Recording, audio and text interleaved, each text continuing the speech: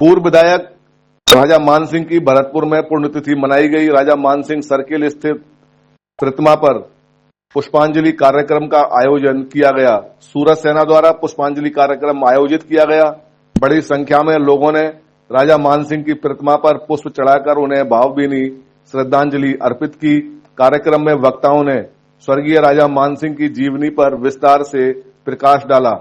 भाजपा के पूर्व जिला अध्यक्ष गिरधारी तिवारी, सूरज सेना के अध्यक्ष अरविंद पाल सिंह, महामंत्री धीरेन्द्र पाल सिंह बिल्लू, अनुराग तमरोली, संजीव सिंह, मनोज सिंह आदि मौजूद रहे।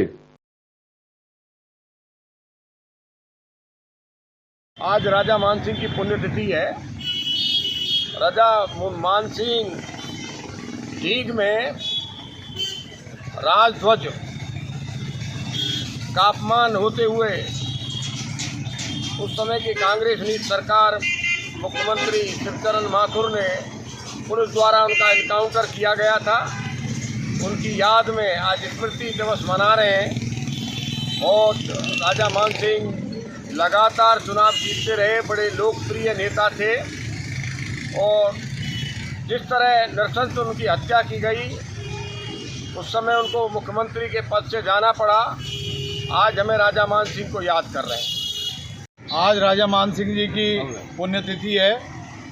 राजा मान सिंह के बारे में जितना भी बताया जाए वो कम है। राजा मान सिंह जब से भारत आज़ाद हुआ और जिस दिन तक वो शहीद हुए, उनका डीग में एनकाउंटर किया गया, उस समय तक लगातार 7 बार भरतपुर, डीग, कुम्हेर और नदबई विधानसभा से 7 बार लगातार विधायक रहे। वो बाल्यकाल से ही बड़े मेधावी थे। उन्होंने इंग्लैंड जाकर अपनी इंजीनियरिंग, मैकेनिकल इंजीनियरिंग की पढ़ाई पूरी की। उसके बाद वो यहाँ के जो राजतंत्र था उसके अंदर जंगलात एवं मोटर गैराज मंत्री रहे। और जब 1952 में सबसे पहले भारत आज़ादी के बाद में चुनाव हुए और उससे लेके 85 तक जो कांग्रेस के मुख्यमंत्री थे, उनके इशारे पर उनका एनकाउंटर डीग में किया गया। उनके साथ 3 लोग शहीद हुए। और मैं मानता हूँ उस समय भरतपुर में पहली बार 7 दिन तक कर्फ्यू लगा। भरतपुर बिल्कुल तहस नहस हो गया था, अराजकता फैल गई थी, माहौल बहुत खराब था।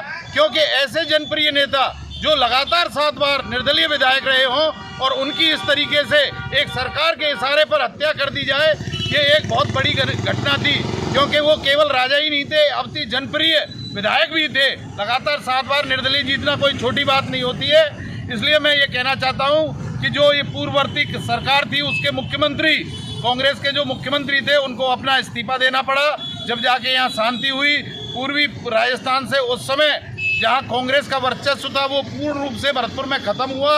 और उसके बाद परिस्थितियाँ बदली और उनकी जो पुत्री है कृष्णेंद्र कौर दीपा, उन्होंने लंबी लड़ाई के बाद में उनको जो अभियुक्त थे, 13 के 13 पुलिसकर्मी थे, एक डीएसपी थे कान सिंह भाटी, जिन्होंने मुख्यमंत्री के आदेश पर ऐसा एनकाउंटर करना बताया है, उनकी भी मौत अभी आजीवन कारावास होने के कारण जेल में हुई है। लेकिन लंबी लड़ाई लड़ी, इसके लिए बहुत ही धन्यवाद के पात्र है।